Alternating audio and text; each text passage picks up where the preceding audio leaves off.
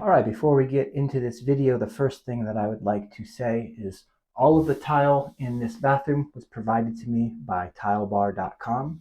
There is a link in the description where you can get 10% off with the code Nathan10. A lot of people have given me like crazy good feedback about how much they love this tile. They want to know where it comes from. So that's where I got it. This whole shower really was made possible because of Tilebar. Not that I couldn't have got it done other ways. It was just really nice that they reached out, wanted to collaborate with me, and provided all this. And they also provided the grout as well. So show them some love if you're so inclined. There is a link in the description. Okay, now on to what's going on here. This is the bathroom, the main bathroom of my own personal house that we recently remodeled. My wife and I did all of this work. She helped quite a bit on the design side of things, the material selection, and then I helped with my labor. So I think what I want to do is just walk you guys through a bunch of the features and things that I find personally really cool about this shower. Maybe we'll talk a little bit about the theory of design that went into it, some of the critical design choices that we made, how we came to land on this type of look, so on and so forth. We'll also talk about what's going on under the hood with the waterproofing system, little details, the finishes, the vanity, the mirror, the lights. This is kind of I would say, a really impressive looking budget shower. Most of what's impressive about this shower is on the craftsmanship side of things. The tile itself is very high quality. This tile could go in a modest home like ours. We bought this home last fall this is Northeast Ohio, so the prices are probably shockingly low if you're from a state like California or Texas or wherever. But we bought this home for like $200 and basically $30,000. So I think that the remodel job that we did in this bathroom is very much appropriate for this home, kind of the mid-century modern feel of the whole home, the neighborhood that it's on. I'll show you guys some B-roll, some clips of kind of the backyard and the trees, the landscape. It's a really beautiful setting. Now our home is in the heart of Canton, Ohio. I wish we were out in the country a little bit more, but this is our first home. So I guess the first thing that we should talk about with this shower is just the overall feel of it. We were going for we wanted something earthy. We wanted something relaxed. We wanted something that didn't demand perfection. A lot of the panels and large format and super large format rectified tile, I work with that like day to day. That's the most of the product I work with is very demanding product. We wanted something that was a little more forgiving, that was a little more relaxed. This is it's like a handmade-ish type tile. It's very rustic. The sizes are very irregular. The joints are not even. I didn't space any of this in the shower because we were purposefully trying to accentuate kind of the earthiness of it, the beauty that's in imperfection. That might sound like an excuse to do lazy work, but that's not the case. If you follow my work, you know that I do crazy stuff day in and day out that demands very precise cuts and measurements and all that sort of stuff when it comes to tile work. So we were going for earthy, we were going for warm. We really wanted warm. In Northeast Ohio, we get very little sunshine. I think the Cleveland numbers, we're an hour south of Cleveland, are basically on par with the Pacific Northwest in terms of sunny days throughout the year. So we didn't want something cold. We didn't want something that felt sterile. We didn't want something cool toned. We wanted warmth. And we accomplished that through the tile selection, through the nature of the install, the earthiness of the install. We also accomplished it through the lighting. Now I'm wearing a hat because I always wear a hat, but I'm also wearing it because this light that comes down here is very directional, so it casts huge shadows on my face. But this is on a dimmer, which I love that feature, and this little puck light swivels, so you can kind of push it back here and wash this wall, which is really cool. We really wanted the directional lighting because of the mood that it can create. Lighting is critical for rooms, especially in terms of mood, what you're trying to do with the mood.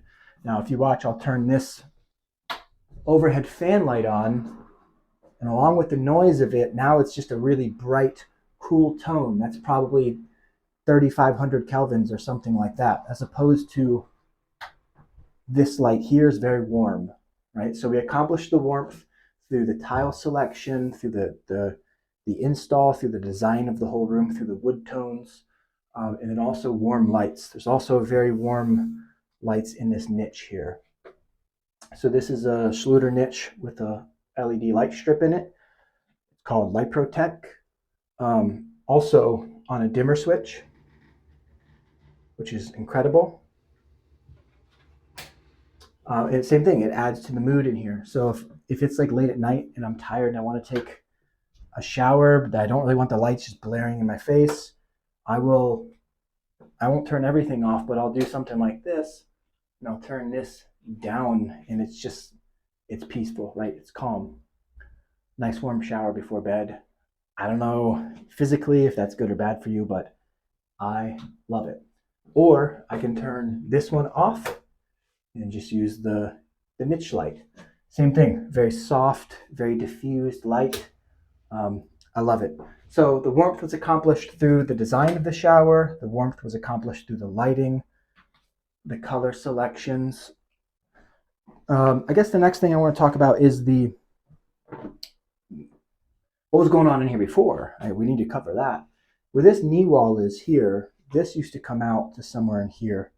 And believe it or not, this shower was about a third less the size of this. This is not a huge shower. It's about, I don't want to misspeak, it's close to 4 feet wide, 3.5 to 4 feet wide. And the whole room is only like 7 or 8 feet long. I think maybe 8 feet long. So it's not huge. This shower's like, we'll call it 40 by 40, something like that. But it's big enough. You're not bumping your elbows. It's actually very comfortable. And it actually is very fitting for the size of the house. This is around a 2,000 square foot house, something like that. 3 bedrooms, 1, 2, 3, 3 bedrooms, 3 baths, and a finished basement where there's a lot of room down there if we ever wanted more bedrooms. Anyways, it just wasn't appropriate, nor did we have the space for a massive shower. So this size is very comfortable for this house. What it was before, though, there was a drop down, and I tore that out. This came out, and we ripped that out. We gutted the whole room, essentially. And this was all dead space. There was some plumbing where the old shower head control valve and all that was. There was a copper 2-inch vent. It was all pushed into the space above the stairwell going into the basement. It was all completely dead space. So we were able to move all the mechanicals into that dead space and reclaim 12 inches of depth or length, or 12 inches on this dimension in this shower, which was really cool. Also, this is all done after hours. I tile by day and tile by night. It took us like 3 months to get this done. I jump around a lot. I'm sorry, ADHD. The floor also has heat in it. So along with the warmth of the lighting, the warmth of the niche and the tile and a candle and so on and so forth, there's Schluter Dietra heat in the floor, which may be my favorite feature of the whole shower. Right now it's 86 degrees is what it reads. And so the heat goes from that floor into here, and it feels so good on your feet. I could make 10 videos in a row about just how much I love the heat in this floor. This might sound a little funny, but sometimes I take showers and sit down and just like with this little handheld here, I can put that on the wall behind me and just chill. I'll show you. Right like this. With this rain head comes down right about on my right leg. This thing sprays on my back, and the floor is warm. Goes up to like close to 100 degrees or something. 97 is what I have it set to max out at. And it is so nice. Once you have heat in your tile floor, you never will not want it. I'm telling you. Heat is the play. Something else I want to point out in here. So we did the demo all after hours. Behind the tile work, how I re-waterproofed it and all that and sheeted the walls. After all the framing was done, I framed this in, rerouted the mechanicals with the plumbing. I had to run a couple new circuits for the in-floor heat and put a GFCI receptacle down there for a bidet, which is not installed yet, but I have it. The next thing I did was I put the walls up, and what I did with the walls was just simply Durock, half-inch Durock, with Kerdi fabric over top of that. So this is a full Kerdi system, waterproof top to bottom. I won't go into all the details of what exactly that means, but it's Schluter Systems, their Kerdi waterproofing fabric. As you see, barrier free. So the Dietrich heat flows into the shower. It's all covered with Kerdi fabric to waterproof it. So we have a heated shower floor, and the main floor is heated as well. What we were thinking here was we wanted, since it's a small space, we wanted this to stay open feeling. So this is to provide a little bit of privacy, like not much as you can see here, but it gives you some. It gives you a little bit of a feeling of, like with the tile on the ceiling in this little wall that comes up a little higher, I think it's around 53 or 4 inches, somewhere in there, and out 15 or 16 inches. It closes the space in a little bit. That gives you some comfort when in here in the shower, but it doesn't make the room feel smaller. We had a big glass screen that we were going to put in here, and after sitting on that idea for a few weeks, we realized, we really just like it as it is. I get asked a lot about the overspray, the water overspray. It's not bad at all. Down here on the floor, we just keep a little floor towel mat, and when we take a shower, I put it right there, and it catches virtually all the overspray. Any other overspray doesn't really matter because it's all waterproofed and it's heated, so it dries really quick. I also put a ceiling vent in. There was one before, but it was not functioning. It just vented into the attic, and it was from like 1964, so it didn't even work. So I put a new ceiling fan in. It's really easy to dry this room out. There's a nice window here, ceiling fan there. The thing that really is great about this is the heat, though. The heat just keeps this floor bone dry. So another added benefit of heating your shower floor is it'll keep your shower floor dry. Pardon me while I put my shoes back on. We'll get into a couple of design features. So on this niche, this is a 12-inch by 28-inch tall niche. Typically, people put a horizontal shelf in here, split it up for more storage. We opted not to do that. We wanted the length of the taller niche, but we didn't want to segment it up. We didn't want to break it up because we really liked the look of this niche. The pattern on this wall is pushed straight back into the back of the niche, so visually it's extremely satisfying to see that. And we didn't want to interrupt it with a shelf with stuff on it. We have plenty of space between this whole ledge, and honestly the ground. There's plenty of storage space. So right now we have a vase cleaner, candle, some random rocks that I think are cool, another candle. The candles are my doing, not my wife's doing. I love candles. What was I doing? Counting bottles. 1, 2, 3, 4, 5. We have 5 bottles in here, 2 razors, 2 pieces of soap, 2 candles, and it feels great. Works out perfect. So plenty of storage. If we wanted to, we could line this whole little ledge wall here with bottles. Don't want to do that though. That'd be a bit much. So the niche, we left the shelf out because we liked the look. Now the other detail that I have to point out that is arguably, besides the heat and the drain, which I'll talk about the design of that in a minute, the other detail that I love in this shower are these triangles on the sides of the niche and on this ledge wall that I made. I fabricated all these and I made like a 2-tone mosaic pattern. So I went through the field tile and hand selected all the colors that I wanted, and then cut out of the field tile all these triangles. So there's around 200 cuts, little 2-inch triangles on here that I made, and everything fits full tile to full tile, from here to here, from here to here, from here to here, and here to here. It's all full tile to full tile. So it perfectly filled in that space naturally. The reason that I did that is because if you start to work on the geometry of wrapping this pattern, it's really hard to wrap the pattern up the wall, around the wall, with a drop back and have it come up this wall and wrap. It just doesn't quite line up. You're making discongruencies in the symmetry of the pattern. If this were just wrapped like this, it's a different story. But since this falls back like that, it breaks the pattern. So this transition, I chose to go with something different but complementary. And I think these little triangles, the way that we did that is perfect. Same thing over here. Same story. Couldn't quite wrap it like this into the niche. So we just put the little triangles there as the transition, which turns out it was a solution to an issue, but now that it's done, it doesn't look like a solution. It feels and looks extremely intentional.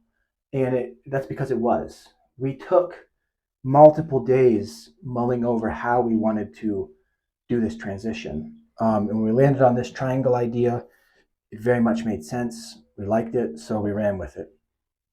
In terms of that thought that I just had there, things that took a while to decide on, the more you look around in the shower, the more things you see that are very intentional. So one thing I would say to anyone about design, especially kind of on a budget, and if you're just middle class, regular blue collar workers like we are, you might not have an infinite budget for your shower. But if you're very intentional, like don't be lazy, don't be cheap, not cheap materialistically, but cheap in your design. Like invest your thought, invest your emotion, invest your intention into the design of your space. Then even if you're working on a budget, you're more likely to accomplish something that you're proud of, that you like, that that fits you, your home, your personality, all of that correctly. So just because you don't have a huge budget doesn't mean you can't do something really special to you in the space that you have, even if it's a small space, even if it's a small budget. Where was I?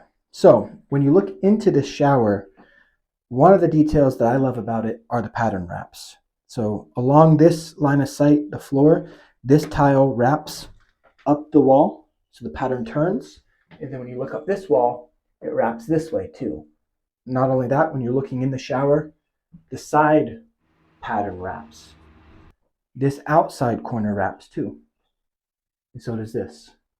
And when I say the pattern wraps, what I'm saying is this piece, the cutoff of it, I take, turn to this side so that the pattern aesthetically continues. It's very satisfying to see that. So because the geometry was not, I'm just not quite smart enough to figure that on all of the change of planes, I prioritized the line of sight change of planes. So when you look in this shower, the line of sight change of planes are here, here, here, the floor, and the ceiling. When you look in, every one of these line of sight change of planes is a complete pattern wrap. And it's a small thing. It's not a small thing. To accomplish that takes a lot of labor. It's very labor intense. You need to match with a tile like this, with all this texture and pattern movement and color and tonal variation. Like you have to match that. Otherwise, it's very discongruent. It doesn't work well together. They clash.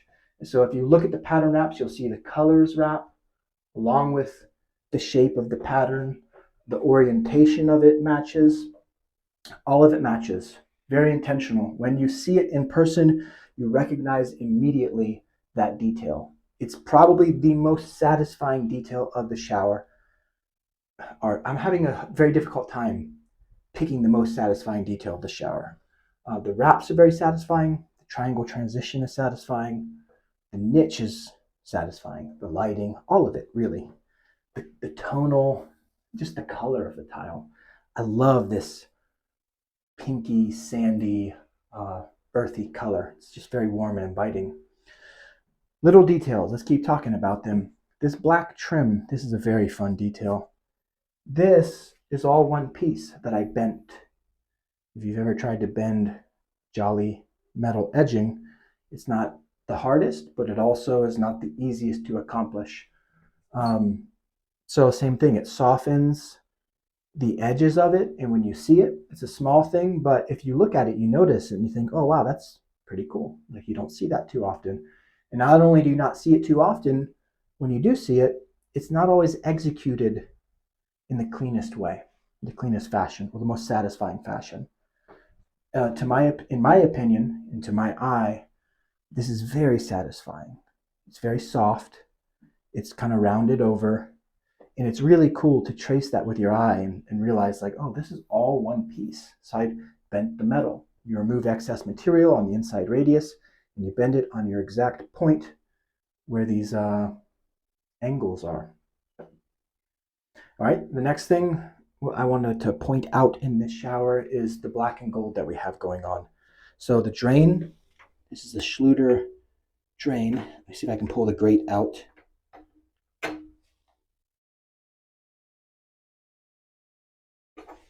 All right, so we went with this floral design.